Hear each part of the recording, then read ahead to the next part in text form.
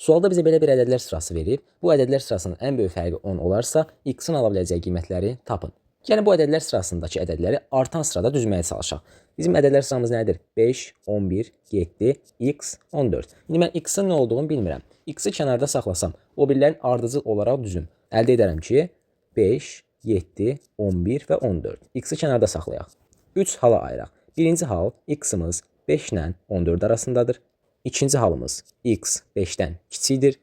Üçüncü halımız x 14-dən böyükdür. İndi mən bunları niyə yazdım? Gəlin birinci hala baxaq. Məlum məsələdir ki, x-imiz 5-dən böyük olarsa, deməli bu x ədədlər sırasındakı ən kiçik ədəd deyil. 14-dən kiçikdirsə, deməli ədədlər sırasındakı ən böyük ədəd deyil. Onda bu ən böyük fərqə təsir göstərməyəcək.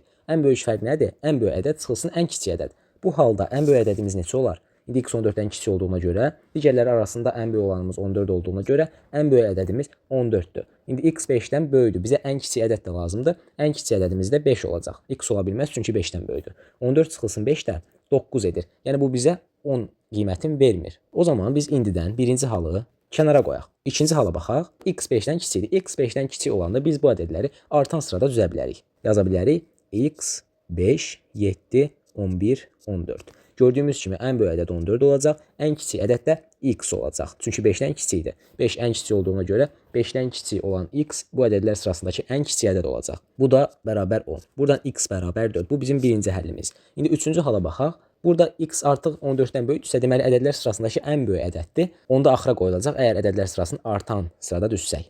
5, 7, 11, 14 və x. Ən böyük ədədimiz x-dir. X. Ən kiçiyimiz 5-dir. Çıxılsın 5. Bərabər nə?